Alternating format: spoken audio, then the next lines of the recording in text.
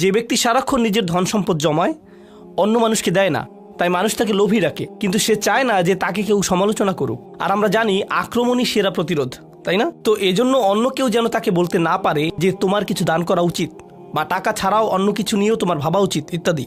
সে এইসব কথা যেন না শোনা লাগে, এজন্য কি করে, বেশি বেশি করে অন্যের ভুল ধরায় ব্যস্ত থাকে, নিজেকে হুমাজা এবং লুমাজায় ব্যস্ত রাখে, কিংবা দুটোতেই ব্যস্ত থাকে। দুইটিতে নিজেকে ব্যস্ত রাখা সেটা তো আরো ভয়ঙ্কর।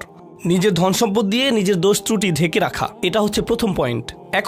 এখন আল্লাযী বাদাল মিন কুল আর নাসাব আলা যাম, এটা বলেছেন শাওকানি রাহিমাহুল্লাহ। হয়তো এটা কুলের পরিবর্তে বসবে, যা আমি একটু আগেই বলেছি, অথবা আল্লাযী আও নাসাব আলা যাম।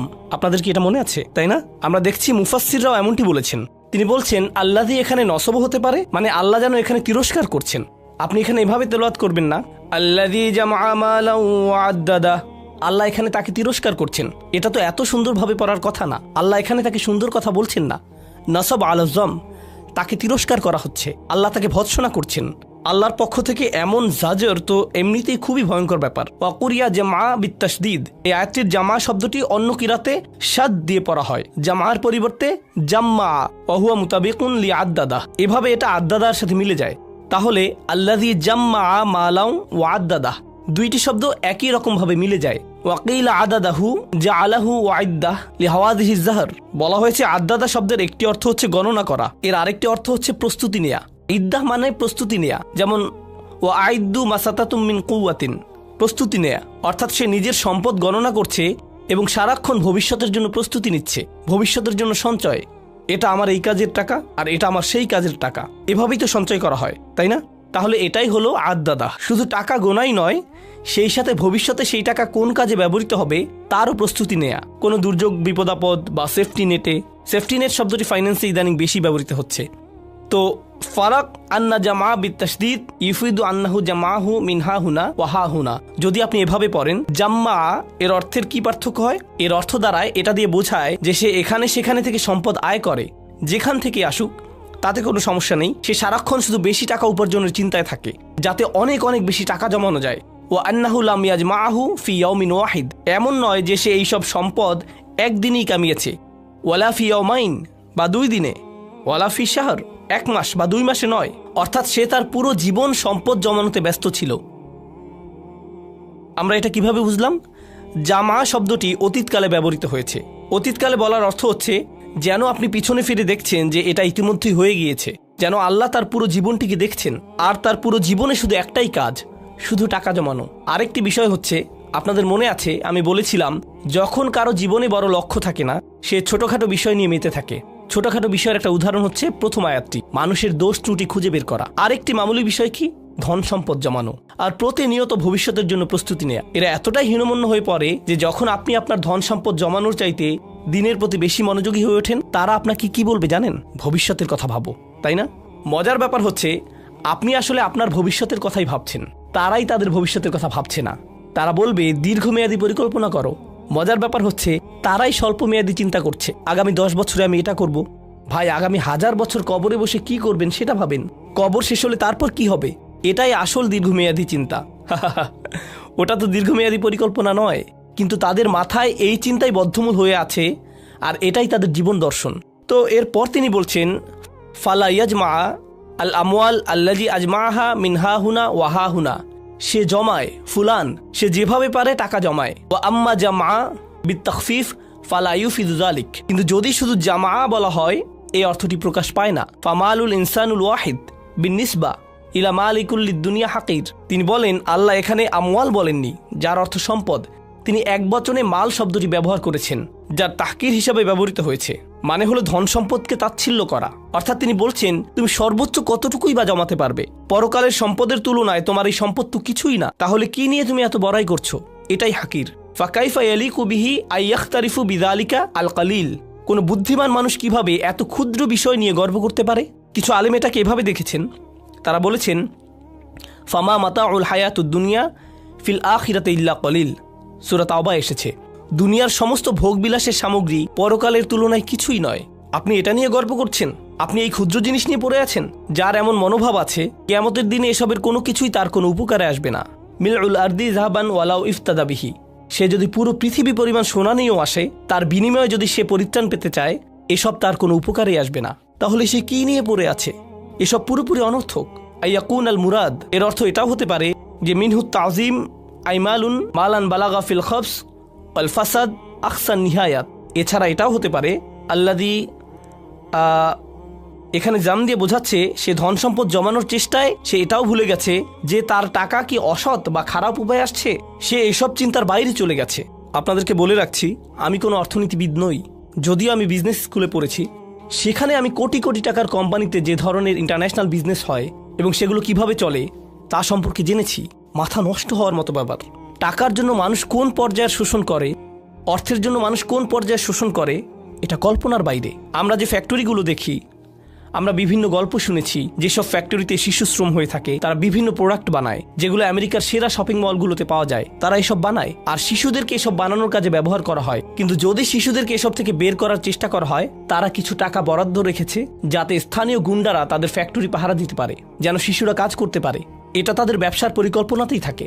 যতক্ষণ না জাতিসংঘ বা অন্য কেউ তাদের কাজে ব্যাঘাত ঘটায়, তারা এটা চালাতেই থাকে। এছাড়া স্থানীয় রাজনীতিবিদদের কিছু টাকা দিলে তারা এটা নিশ্চিত করবে যেন এটা কেউ না জানে, কোনো মিডিয়া এটা যেন নিউজ করতে না পারে বা কোনো তথ্য প্রমাণ না থাকে, ইত্যাদি ইত্যাদি। এভাবে তারা কিছু টাকার জন্য অন্যায়ের চূড়ান্ত সীমায় পৌঁছে যায়। শুধুমাত্র এই দেশেই এই লোভের কারণে কত ধরনের শোষণ হচ্ছে আপনারাই দেখুন। আটলান্টিকের কথা বাদই দিলাম, তাদের এই লোভের কারণে কত মানুষ তাদের ঘর বাড়ি হারিয়েছে। এর কারণে পুরো অর্থনীতিতে ধস পড়েছে। এখন তারা টিভিতে এটা নিয়ে পুরো একটা এনপিআর শো করে বলছে যে হার্ভার্ড বিজনেস স্কুল NYU নাকি এমন অনৈতিক ব্যবসা শেখাচ্ছে যার মূল কথা হচ্ছে যেভাবেই হোক টাকা বানানো। এর শেষ কথাই হলো লাভ করা। লাভ করতে গিয়ে মানুষের উপকার হোক বা না হোক, দেশের অর্থনীতি ধসে পড়ুক, 10 বছর পরে কি অবস্থা দাঁড়াবে, এসব কিছু না ভেবে শুধু নিজের কথা ভাবলেই চলবে। এখন এর বাইরে আরেকটি ব্যাপার চিন্তা করুন, এটা হচ্ছে ডোনাল্ড ট্রাম্প মানসিকতা। ডোনাল্ড ট্রাম্প হচ্ছেন খুবই প্রভাবশালী ব্যক্তি, কয়েকশো কোটি ডলারের মালিক। তার নিজের টিভি শো আছে যেখানে সে প্রচার করে যে কিভাবে উদ্যোক্তা হওয়া যায়। মোদ্দা কথা হচ্ছে সবকিছুর ঊর্ধ্বে তিনি একজন রিয়েল এস্টেট ব্যবসায়ী। আপনারা তো জানেন সমাজে রিয়েল এস্টেট কিভাবে কাজ করে। আপনি কিনতে পারেন, আপনি কেনেন, কিন্তু আপনি এর জন্য মূল্য দেননি। আপনি ক্রেডিট পেয়েছেন, আপনি পুরোটা দেননি। আপনি সীমিত কিছু অর্থ দিয়েছেন, এরপর আপনার ক্রেডিট জমা হচ্ছে। এবার আপনার ক্রেডিট জমা হচ্ছে, এটা দিয়ে আপনি আবার কিনতে পারবেন, আপনি হয়তো ভাড়া দিবেন। এভাবে আপনি আপনার সাম্রাজ্য বাড়াতে থাকেন। এখন যদি ডোনাল্ড ট্রাম্পের মতো কোটিপতি, যদি তার সমস্ত সম্পত্তির জন্য টাকা পরিশোধ করতে হতো, সে কি এখন কোটিপতি হতে পারত? না। তার চিন্তা কি ছিল? তার চিন্তা ছিল আমি কয়দিন বাঁচব, আগামী 50 বছর, 60 বছর, 100 বছর, আমি কয়দিন বাঁচব, আমি কোটিপতি হিসেবে বাঁচব। এরপর যদি আমার পাওনা পরিশোধ না হয়, কি এসে যায়, আমি আমার জীবন উপভোগ করে নিয়েছি। এভাবে তার পুরো পাওনা গিয়ে পড়বে তার পরবর্তী প্রজন্মের উপর। তার কোনো মাথা ব্যথা নেই। তখন ডলারের মূল্য কমে গেলে খুচরা বিক্রেতারা ক্ষতির মধ্যে পড়ল, কিন্তু এতে তাকে দোষ দেওয়া যাবে না। সে তার মতো জীবন উপভোগ করে নিয়েছে। অর্থাৎ শুধুমাত্র নিজের কথা ভাবো, যা মা মালান ও আদাদা। এটাই হচ্ছে পুঁজিবাদী চিন্তার মূল কথা এটাই। এখন এর সাথে একজন মুসলিমের চিন্তার পার্থক্য কি? ছোট একটা উদাহরণ দিই, কারণ এটা অর্থনীতির সাথে সম্পর্কিত বিষয়। একটা বাড়ি, আপনারা জানেন যে এই দেশে একটি বাড়ির মালিক হওয়া বড় একটি বিষয়। এর মূল্য বাড়ে, কখনো কমে, ইত্যাদি। আমি আপনাদেরকে খুবই সাধারণভাবে বোঝাবো যাতে একটা স্কুলের বাচ্চাও এটা বুঝতে পারে। ধরুন 100 বছর আগে কেউ একটা বাড়ি কিনলো, নিউ ইয়র্কের পাশে কেউ একটা বাড়ি কিনলো। ধরা যাক সে এটা 50,000 টাকা দিয়ে কিনেছে। সেটা ক্যাশ টাকায় কেনেনি, সেটা লভ্যাংশ দিয়েও কেনেনি, সে ব্যাংক লোন নিয়ে কিনেছে। তাহলে সে 30 বছর ধরে 50,000 নয়, সে কত টাকা দিয়েছে? 1,50,000। এখন তারা যদি এটা বিক্রি করতে চায়, তারা কি এটা 60,000-এ বিক্রি করবে? না, তারা এটা 1,50,000-এ কিনেছে, তাই তারা অন্তত 2,50,000 বেচতে চাইবে। ধরা যাক তারা এটা 2,50,000-এ বেচল। এখন একজন ক্রেতা 2,50,000-এ কিনে নিল, কিন্তু সেও এটা ক্যাশ টাকায় কিনেনি। কীভাবে কিনেছে? ক্রেডিটের মাধ্যমে। তাহলে সেও 2,50,000 দেয়নি, সেও 30 বছরে 4 লাখ বা 5 লাখ টাকায় কিনেছে। যখন সে এটা বিক্রি করতে যাবে, এর মূল্য বাড়তে থাকবে। তাহলে এখানে যা ঘটল, প্রথমত মুদ্রার মূল্য কমে গেল, দ্বিতীয়ত যারা 100 বছর আগে একটা বাড়ি যে টাকায় কিনেছিল, পরবর্তী প্রজন্মের মানুষেরাও কি একই দামে কিনতে পারবে? না। তাহলে আপনি পরবর্তী প্রজন্মের জন্য এটা অনেক অনেক অনেক কঠিন করে ফেললেন। এটাই রিবা, এটাই যা মা মালান ও আদাদা। এটা পরবর্তী প্রজন্মের জন্য সমস্যা তৈরি করে। এখন আসুন এর সাথে একজন মুসলিমের মানসিকতার তুলনা করি। একজন মুসলিমের মানসিকতা হলো একজন বৃদ্ধের জন্য যে প্রায় কবরের কাছাকাছি চলে গিয়েছে, সে তার বীজ বপন করে যাবে যাতে গাছ বাড়তে পারে। আপনি বলবেন গাছ বাড়লে লাভ কি? আপনি তো ততদিন বেঁচেই থাকবেন না। সে বলবে না, এটা একদিন কাউকে না কাউকে ছায়া দেবে, সেটা হবে আমার জন্য সাদাকায়ে জারিয়া। এটাই হচ্ছে একজন মুসলিমের মানসিকতা। এমনই হওয়া উচিত। আমরা চিন্তা করব কিভাবে ভবিষ্যৎ প্রজন্ম উপকার পায়। খাও দাও, ফুর্তি করো আর মরে যাও, এমন না। এখানেই আমাদের চিন্তা আলাদা। আর এটাই আসলে আমরা যখন অধ্যয়ন করব, আমরা কেবল এটা ভাববো না যে 1400 বছর আগে কি হয়েছে। এগুলো আমাদের সময়েরই বাস্তবতা। এগুলো আমাদের সময়ের অনেক বড় সমস্যা। দুর্ভাগ্যজনকভাবে মুসলিম হয়েও আমরা যেন পুঁজিবাদী ব্যবস্থার অন্ধকার কালো থাবায় জড়িয়ে পড়েছি। আমরা নিজেরাই কুৎসিত ও বাজে রকমের পুঁজিবাদী হয়ে গিয়েছি। আমরা এখন আর মানুষের পরোপকারের কথা, সমাজের ভালোর কথা ভাবি না, তাই না? আমরা জামা মালান ও আদাদার মধ্যে অন্তর্ভুক্ত হয়ে গিয়েছি। আল্লাহ আমাদের সবাইকে এ থেকে রক্ষা করুন, যাতে আমরা এই কদর্য থেকে বের হতে পারি। আচ্ছা আদাত্তু শাই লিকাদা ও আদাত্তু ইদা আমসাকতুহু লাহু ওয়া জাআলতুহু ইদ্দাহ ওয়া দাখিরা লিহাওয়াদিহি দাহর ওয়া সানিয়া আদাদাহু। তিনি এখানে মূলত যা বলেছেন তা হলো, আদাদা মানে হলো প্রস্তুতি নেয়া, কিছু প্রস্তুত করা ভবিষ্যতের কোনো বিপদাপদের জন্য, এমনও বোঝায়। আই আহসাহু আরেকটি অর্থ হলো ঠিকভাবে গণনা করা। ওয়া জাআত তাশদীদ, এতে তাশদীদ দেয়া হয়েছে। ওয়া আদাদাহ, এতে তাশদীদ রয়েছে। তাশদীদের মাহাত্ম্য কি? ইয়াদুল্লু লিকাসিরাতিল মাদুদ, এর অর্থ হলো অনেক বেশি গণনা করা। সে সব সময় গণনায় ব্যস্ত থাকে এবং সে অনেক টাকা গণনা করে। সে সারাক্ষণ গুনতে থাকে। এটাও বোঝায় যে সে সারাক্ষণ গুনতে থাকে। আপনারা কি এমন কাউকে দেখেননি যে প্রতি ঘন্টায় ঘন্টায় অ্যাকাউন্টে লগ ইন করে আর টাকার পরিমাণ না দেখলে তার যেন নিঃশ্বাস বন্ধ হয়ে আসে? দেখেছেন? আমি বিজনেস স্কুলে গিয়েছি, আমার সাথে ফাইন্যান্সের ছাত্ররা বসেছিল। ওদের মেজর ছিল ফাইন্যান্স, তবে তারা মুসলিম ছিল। আমরা লাইব্রেরিতে ছিলাম। ওরা কি করছিল? ওরা শিখছিল কিভাবে স্টকে ইনভেস্ট করতে হয়। তারা সারাক্ষণ কি নিয়ে ব্যস্ত ছিল? ওহ, এই তো বেড়ে গেল, ওহ এই আবার কমে গেল, ওহ, যেন কেউ তাদের শরীরে সারাক্ষণ ইলেকট্রিসিটি লাগিয়ে দিয়েছে। তারা তাদের ট্রেডিং অ্যাকাউন্টে ওহ আহ ইয়াতাখাব্বাসতুহু শাইতান মিনাল মাস, আল্লাহ বলেন যেন শয়তান তাদের স্পর্শ করছে, তাদের গুঁতো দিচ্ছে। ওরা অনবরত চেঁচিয়ে উঠছিল, ও মাই গড, ওহ আহ আবার ফিরে পেয়েছি। তারা সারাক্ষণ এমন প্রতিক্রিয়া দেখাচ্ছিল। শেষে লাইব্রেরি কর্তৃপক্ষ এসে বলল, তারা বলল, না না না, আমি এখন জামউ মালিন ও আদিদ নিয়ে ব্যস্ত আছি। জামউ মালিন ও আদিদু।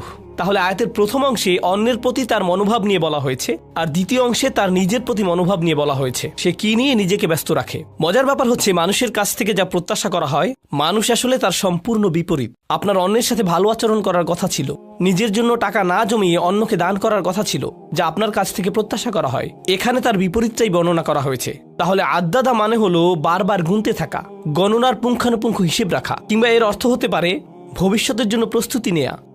আমাদের কতটুকু সময় বাকি আছে? আমার কাছে ঘড়ি নেই। ও, আমাদের সময় আছে। আমি ধীরে সুস্থে বাকিটা শেষ করব।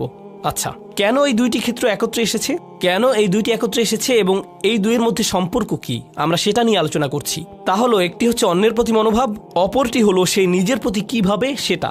এখন এক বচনে মালান শব্দটি দিয়ে কি বোঝায় আমরা সেটা জেনেছি, এবং এটা কিভাবে কারো জীবনে প্রভাব ফেলে সেই সম্পর্কে জেনেছি। এবার আমরা তৃতীয় আয়াত সম্পর্কে জানবো। ইয়াহসাবু আন্না মালাহু আখলাদা। ইয়াহসাবু শব্দটি হচ্ছে মিন আফআলিল কুলুব, অর্থাৎ যেসব ক্রিয়া অন্তর বোঝাতে ব্যবহৃত হয়। অর্থাৎ এখন আল্লাহ তাআলা মানসিকতার দিকটি তুলে ধরছেন যে তার অন্তরে কি ঘটছে। প্রথম দুইটি আয়াত ছিল তার কাজের ব্যাপারে, এগুলো ছিল বাহ্যিকভাবে। কিন্তু তৃতীয় আয়াতে এসে তিনি বলছেন তার ভেতরের কথা, তার ভেতরে কি চলছে। ইয়াহসাবু, সে ভাবে, আন্না মালাহু আখলাদাহ, আর সম্পদ তাকে চিরস্থায়ী জীবন দিবে বা তাকে অমর করবে। এখন এখানে মূল বিষয়টি হচ্ছে মালাহু। এর আগের আয়াতে আমরা মালাহু পাইনি, আমরা পড়েছি আল্লাযী জামা মালান, কারণ সে নিজের জন্য সম্পদ জমাচ্ছে, যা আসলে তার নিজের জন্য নয়, তবুও সে জমায়। মালান শব্দটি দিয়ে তার এই ভ্রান্তিকে চিহ্নিত করা হয়েছে। এবার যখন সে এত সম্পদ জমিয়ে ফেলেছে, এত সম্পদের মালিক হয়েছে, সে ভাবছে এগুলো তাকে চিরস্থায়ী জীবন দিবে। এখন এ থেকে আমরা কিছু গভীর প্রশ্নের সমাধান পাই। কেন মানুষ টাকার পেছনে ছোটে? এটা একটা বড় প্রশ্ন। যদি আপনি কোনো শিশুকে জিজ্ঞেস করেন তোমার কেন টাকা দরকার, সে বলবে আমি জানি না, আমার হয়তো পরে লাগবে। কিন্তু নিজেকে নিজে প্রশ্ন করুন, কেন আসলে মানুষ টাকার পেছনে ছোটে? আজকে যদি প্লেটে খাবার থাকে, আপনি আজ নিয়ে দুশ্চিন্তা করা বাদ দিবেন, আপনি আগামীকাল নিয়ে ভাববেন। অর্থাৎ আখলাদা শব্দের অর্থ কেবল চিরস্থায়ী জীবন নয়, এটা দিয়ে বোঝায় এমন কিছু যা চিরকাল অবিরামভাবে তাকে বাঁচিয়ে রাখবে। অর্থাৎ মানুষ দুশ্চিন্তা করে কারণ যদি তার সঞ্চয় না থাকে, সে হয়তো বাঁচতে পারবে না। অনেকে দেখবেন যখন তার স্টক অ্যাকাউন্ট ধসে পড়ে সে আত্মহত্যা প্রবণ হয়ে পড়ে, কারণ সে তার বেঁচে থাকার সাথে সঞ্চয়কে মিলিয়ে ফেলেছে। তার প্লেটে এখন খাবার আছে এর সাথে নয়, বরং আগামীকালের জন্য সে যে খাবার সঞ্চয় করেছে তার সাথে।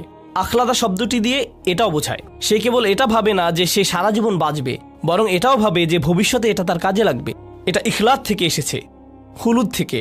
তার ভবিষ্যৎ সুনিশ্চিত হয়ে গিয়েছে কারণ তার সঞ্চয় আছে, সে এত এত সঞ্চয় করেছে। এখানে আরেকটি ব্যাপার হলো, এই ধারণাটি স্মৃতিস্তম্ভ বানানোর সাথে সম্পর্কিত। দেখবেন মানুষ চায় মানুষ তাকে মনে রাখুক। যে বিষয়গুলোর কারণে মানুষ কাউকে মনে রাখে তার একটি হলো সম্পদ। কেউ যদি পরকালে বিশ্বাস না করে, তার জীবনের শেষ পর্যায়ে সে সাদাকা দেয় না। সে হয়তো মানব কল্যাণে টাকা দেয়, হাসপাতাল, বিশ্ববিদ্যালয়ে টাকা দেয়, যাতে তার নামে স্মৃতিস্তম্ভ তৈরি হয়। এটাই তার জন্য একমাত্র বস্তু যাতে মানুষ তাকে মনে রাখবে। তাই সে অনেক অনেক টাকা আয় করে যাতে মানুষ তাকে এসব স্মৃতিস্তম্ভের কারণে মনে রাখে, যেগুলো নিছক পাথর বা মেটালের তৈরি জড়বস্তু দিয়ে বানানো। এই বিষয়টিও কোরআনে বলা হয়েছে। হুদ জাতির বিষয়ে বর্ণনাটি এসেছে। আল্লাহ আযজা ওয়া জাল্লা বলেন, আতাত্তাখিযুনা মাসানিআ লাআল্লাকুম তাখলুদুন। তাখলুদুন, তোমরা ভাস্কর্য তৈরি করছো এই মনে করে যে তোমরা চিরস্থায়ী হবে। এর সাথে চিরকাল বাঁচার সম্পর্ক কি? সম্পর্ক আছে। তাদের নাম, তাদের উত্তরাধিকার, তাদের স্মৃতি চিরকাল থাকবে। এইসব অপ্রয়োজনীয় স্মৃতিস্তম্ভ বানানোর পেছনে এটাই কি কারণ? তারা এইসব বিশাল স্তম্ভ বানাবে যা দিয়ে হাজারো লোককে খাওয়ানো যেত, কিন্তু না, তাদের এটা বানাতেই হবে। তাদের তো এইসবই সুন্দর স্থাপত্যের স্তম্ভ বানাতেই হবে। এটা কিন্তু মুসলিমদের মধ্যেও হচ্ছে। আপনারা বিভিন্ন গরিব মুসলিম দেশেও খুব সুন্দর সুন্দর স্তম্ভ দেখবেন, কিন্তু তাদের এটা বানাতেই হবে, কারণ এগুলো নাকি জাতীয় ঐক্যের প্রতীক। তাহলে যেসব গৃহহীন গরিব মানুষেরা স্তম্ভের পাশে শুয়ে থাকে তারা কিসের প্রতীক? তারাও কি আপনাদের জাতীয় ঐক্যের প্রতীক? সেখান থেকে কিছু টাকা তাদেরকে দিলে কি হতো? তারা এখন কি করবে? তারা কি সে স্তম্ভ খাবে? তারা এটা দিয়ে কি করবে? তো এভাবে টাকার অপচয় করা হচ্ছে। আর তারা বলছে এগুলো দিয়ে নাকি তারা তাদের জাতির মানুষদের কাছে চিরকাল বেঁচে থাকবে। এটা আমি আসলে আগেও এটা পড়েছি, আবার পড়ছি। এটা হচ্ছে পিরামিডের প্রতি একজন দার্শনিকের মনোভাব। তিনি এটা লিখেছিলেন। এটা একটা জাদুঘরে পিরামিডের ছবির নিচে লেখা ছিল। তার লেখাটা দেখুন, শান্ত এবং স্বয়ংসম্পূর্ণ, স্থির ও দৃঢ় পিরামিডের প্রতিধ্বনি অনন্তকাল ধরে বাজে। এটা মানুষের বেঁচে থাকার ইচ্ছার হাহাকারকে সংজ্ঞায়িত করেছিল আর সময়ের ঝড়কে ধরতে পেরেছিল। মানুষটা মারা যাবে, অন্তত তার বানানো পিরামিডটি সময়ের ঝড়কে ধরতে পারবে। অনন্তকালের প্রতি এটাই তার আকাঙ্ক্ষা, এটাই তার ইচ্ছা, যেন চিরকাল বেঁচে থাকা যায়। আল্লাহ এই ইচ্ছা মানুষের মধ্যে দিয়েছেন। এই আকাঙ্ক্ষা যদি জান্নাত লাভের প্রতি না হয়, এটা নিশ্চিতভাবেই নিজের ধন সম্পদ দিয়ে এসব স্মৃতিস্তম্ভ বানানোর দিকে যাবে। কিন্তু আকাঙ্ক্ষা থাকবেই। যেমন যে কোনো সুন্দর জিনিসের প্রশংসা করাটা আল্লাহ আমাদের মনে দিয়ে দিয়েছেন। অসাধারণ কোরআন তেলাওয়াত শুনে যদি আপনার ভালো না লাগে, এর মানে আপনি মিউজিকের প্রতি ঝুঁকে পড়েছেন। আকাঙ্ক্ষা কিন্তু থাকবেই, এর গতিপথ ঠিক করে দিতে হয়। এদিকে যাবে নয়তো ওদিকে যাবে। বুঝতে পেরেছেন? এটাই আমরা এখানে শিখছি। তো যারা, বলে রাখি, এটা আমার শিক্ষক ডক্টর আহমদের মন্তব্য। তিনি এই সূরা নিয়ে মন্তব্য করেছেন। তিনি বলেন, দুনিয়ার প্রতি মানুষের দুই ধরনের প্রলোভন থাকে। কোরআনে সাধারণত টাকা এবং সন্তানের কথা বলা হয়েছে, তাই না? আর তাকাসুর ফিল আমওয়ালি ওয়াল আওলাদ। আমরা দেখছি এই সূরায় কিসের কথা বলা হয়েছে? মাল, আওলাদ নয়। তিনি এটা নিয়ে মন্তব্য করেছেন, এটা তার নিজের চিন্তা। তিনি বলেন, আমি আমার জীবনে লক্ষ্য করেছি যাদের সন্তান নেই তারা টাকার প্রতি আরও বেশি মগ্ন হয়ে পড়ে। যদি সন্তান না থাকে, যদি আপনার সন্তান থাকে আপনার দুটি বিষয় নিয়ে চিন্তা থাকে, কিন্তু যদি আপনার সন্তান না থাকে তখন আপনি টাকা আয় করা, গণনা করা নিয়ে পুরোপুরি মগ্ন হয়ে পড়েন। আর যারা টাকা নিয়ে এত বেশি চিন্তিত, যদি আপনি তাদেরকে জিজ্ঞেস করেন তারা কেন সন্তান নেয় না, তারা কি কারণ দেখায়? টাকা। তারা কি কারণ দেখায়? টাকা। আমি জানি না সন্তানের খরচ চালাতে পারবো কিনা, আমি জানি না। আমাদের নিজেদের চলার টাকা আছে, আমি নিশ্চিত নই সন্তানের খরচ চালাতে পারবো কিনা, ভবিষ্যতের কথা ভেবে। যাই হোক, ইয়াহসাবু আন্না মালাহু আখলাদা এর তাফসিরে আসি। তাওয়াল আল মালু আমলাহু, তার ধন সম্পদ তার নিরাশা বাড়াবে। অমান্নাহুল আমানিয়াল বাঈদাহ, এটা তাকে কিছু অলিক কল্পনা দিবে যা বাস্তবতা থেকে অনেক দূরে, ততক্ষণ পর্যন্ত যতক্ষণ না সে নিজেকে গভীরভাবে উদাসীন করে তোলে এবং তার মিথ্যা আশাকে প্রলম্বিত করে। ইয়াহসাবু আন্না মালাহু তারাকাহু খালিদান, সে মনে করে তার সম্পদ তাকে চিরস্থায়ী করবে। ফিদ দুনিয়া লা ইয়ামুত, এই দুনিয়ায় যেন সে কখনো মরবে না। এটা দিয়ে পরকালকেও বোঝানো হয়েছে। সে মনে করে, আর হ্যাঁ, এটা বোঝাটা খুবই জরুরি, এমন অনেকে আছে যারা মনে করে আল্লাহ তাদেরকে এত বেশি দিয়েছেন তাই তারা পরকালেও পার পেয়ে যাবে। হে, আল্লাহ আমাকে এত ভালোবাসেন, তিনি আমাকে এত এত সম্পদ দিয়েছেন, আল্লাহ নিশ্চয়ই পরকালেও আমার জন্য ভালো কিছুই দিবেন। আমাদের অনেকের চিন্তা ভাবনা এমন। এটা আসলে খ্রিস্টান প্রোটেস্ট্যান্টদের বিশ্বাসের মূল ভিত্তি। তারা আপনাকে বলবে গড চান যেন আপনি প্রমোশন পান, তিনি চান যেন আপনি বেশি বেশি টাকা কামাতে পারেন, তিনি চান যেন আপনি লোনটা পান, কারণ তিনি আপনাকে ভালোবাসেন।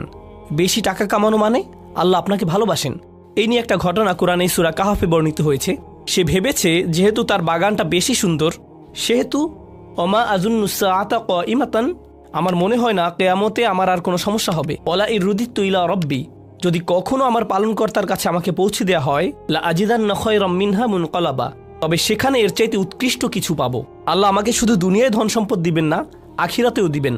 তুমি এখানে গরিব আছো, সেখানেও গরিব থাকবে। এটাই ছিল চিন্তা ভাবনা। বলে রাখি, দুর্ভাগ্যবশত এমন মানসিকতা, বিশ্বাস করুন বা না করুন, আমাদের অনেক মুসলিম ভাইদের মধ্যে ঢুকে গেছে। তারা ভাবে আল্লাহ আমাকে অনেক বেশি ভালোবাসেন, আমাদের থাকার জন্য সুন্দর বাড়ি আছে, ভালো চাকরি আছে, বড় ব্যবসা আছে, পরিষ্কারভাবে বোঝা যাচ্ছে আল্লাহ আমাকে ভালোবাসেন, তিনি আমার মধ্যে এমন কিছু পেয়েছেন যা অন্যদের মধ্যে পাননি। তাহলে আর চিন্তা কি, আল্লাহ আমার সাথেই আছেন। আসলে যেগুলোর জন্য আপনি আল্লাহকে ধন্যবাদ দিচ্ছেন, প্রকৃতপক্ষে এগুলো মূলত একটা পরীক্ষা। কিছু মানুষের জন্য দারিদ্র্য হচ্ছে পরীক্ষা, আর কিছু মানুষের জন্য ধন সম্পদ হচ্ছে পরীক্ষা। দুটোই পরীক্ষা, কোনোটাই আসলে কাউকে কারো চেয়ে এগিয়ে রাখে না। তাই আমি বলছি না যে ধনীদের জন্য পরীক্ষা বেশি আর গরিবরা কম পরীক্ষায় আছে। আমাদেরকে বুঝতে হবে যে দুটোই পরীক্ষা, দুটো অবস্থায় আসলে পরীক্ষা। আল্লাহ আমাদেরকে এই পরীক্ষাকে অনুধাবন করার শক্তি দিন এবং আমাদেরকে এমন একটি জীবন দিন যেন আমরা এই পরীক্ষায় উত্তীর্ণ হতে পারি। ওয়ালাম আন্না আখলাদাহু ও খালাদাহু বিমান ওয়াহিদা। শাওকানি বলেছেন, এখানে আখলাদা ও খালাদা শব্দ দুটির অর্থ একই। সুম্মা ফিত তাফসির উজুহু আহাদুহা, কিন্তু তাফসিরে এগুলোকে আলাদাভাবে অর্থ করা হয়েছে। ইয়াতামিলা আইয়াকুন আল মানা তুল আল মাল তাউল আল মাল আমলাহু, এর একটি অর্থ হতে পারে তার ধন সম্পদ তার আশাকে প্রলম্বিত করে, এই জন্যই সে ভাবে যে সে চিরকাল বেঁচে থাকবে। আলাম ইয়াকুল ইউখলিদুহু, তিনি এখানে বলেননি যে এটা তাকে চিরস্থায়ী জীবন দিবে। তিনি এখানে বর্তমান বা ভবিষ্যৎকাল ব্যবহার করেননি, তিনি অতীতকাল ব্যবহার করেছেন। লিআন্নাল মুরাদ ইয়াহসাবু হাযাল ইনসান, কারণ এর অর্থ হচ্ছে মানুষ মনে করে আন্নাল মালা দিমনুল্লাহুল খুলুদ ওয়া আতাহুল আমান মিনাল মাউত ওয়া কাআন্নাহু হাকামা ওয়া কাদ ফারাকা মিনহু অলিজালিকা যাকারাহু আল মাদি। তিনি এখানে যা বলেছেন তা হলো, এর কারণ হচ্ছে মানুষ মনে করে যেহেতু তার ধন সম্পদ আছে, এই দিয়ে প্রমাণ হয় আমি পার পেয়ে গিয়েছি, আমাকে আর ভবিষ্যৎ নিয়ে ভাবতে হবে না, কারণ আমার টাকা পয়সা আছে। অর্থাৎ আখিরাতের সতর্কতা, ভবিষ্যতের সতর্কতা তাকে ভাবায় না। তার মাথায় শুরুতেই যা আসে তা হলো আমি ঠিক আছি, আমার কোনো সমস্যা নেই, অন্যদের এসবে সমস্যা হতে পারে, আমি পার পেয়ে যাব। কেউ কেউ আবার ভাবে, এই সূরার তাফসিরে মুফতি আহমদ শফি এটা বলেছেন, এটা রেকর্ড করা আছে। তিনি বলেন, কিছু মানুষ আছে তারা ভাবে তারা জান্নাত কিনতে পারবে। যখন তাদেরকে সতর্ক করা হয়, তারা ভাবে আমার তো অনেক টাকা, যদিও আমি আল্লাহর হুকুম মানছি না, তবে আমি এর একটা ব্যবস্থা করে ফেলবো। সামনের হজে আমি এলিট প্যাকেজে যাব, এলিট প্যাকেজে গেলে কোনো সিকিউরিটি গেটে আমাকে আটকাবে না, এরপর একদম সোজা জান্নাতে চলে যাব, মানে জান্নাত আমার জন্য অপেক্ষা করছে। তো এভাবে সে ফুরু হয়ে যায়, অর্থাৎ ভবিষ্যৎ নিয়ে সে পুরোপুরি অসচেতন হয়ে পড়ে। কল আল হাসান, হাসান বলেন, মা রাআইতু ইয়াকিনান, এটা একটা অসাধারণ মন্তব্য। মা রাআইতু ইয়াকিনান লা শাক্কা ফীহি আশবাহু বিশাক লা ইয়াকিনা ফিকাল মাউত। সে ভাবে আমি এ ব্যাপারে নিশ্চিত নই, যেখানে এতে আসলে কোনো সন্দেহ নেই। মানুষ এটা নিয়ে খুবই অনিশ্চিত, যেন এটা কোনো অনিশ্চিত বিষয়। এটা এমন একটি বিষয় যা অবশ্যই ঘটবে, এতে কোনো সন্দেহ নেই। আর মানুষ মনে করে যেন এটা কোনো অনিশ্চিত বিষয়, কখনো ঘটবে না। তারা এটা নিয়ে সন্দেহ করে। সুবহানাল্লাহ। আহাব্বাল মাল হুব্বান শাদীদান, এটা হচ্ছে আয়াতের আরেকটি অর্থ। সম্পদের প্রতি তাদের ভালোবাসা হলো তীব্র ভালোবাসা। হাত্তা তাকাদা আন্নাহু ইন ইনতাকাসা মালিল আমুত, যতক্ষণ না সে ভাবে যে আমার সম্পদ শেষ হয়ে গেলে আমি শেষ হয়ে যাব। ফালিযালিকা ইয়াহফিদুহু মিনান নুকসান ইয়াবকা হাইয়ান, তাই সে তার সম্পদ রক্ষা করে যাতে সে বাঁচতে পারে। ওয়া হাযা গায়রু বাঈদ মিন ইতিকাদিল বাখিল, একজন কৃপণ বা লোভীর মতোই তার চিন্তা ভাবনা বা বিশ্বাস। আন্না হাযা তারিদ বিল আমালিস সালিহ, এটা হচ্ছে ভালো কাজের বিপরীত। ওয়া আন্নাহু হুয়াল্লাযী ইয়াখলুদু সাহিবাহু ফিদ দুনিয়া বিযিকর, আর এটা হচ্ছে ভালো মানুষেরা এটা জানে যে ভালো কাজ করে এটাই তাকে সত্যিকারের চিরস্থায়ী জীবন দেবে, ভালো কাজের প্রচারের মাধ্যমে। ওয়া ফি আখিরি নাঈমিল মুকিম, এবং সব কিছুর শেষে সে সুখী জীবন পাবে।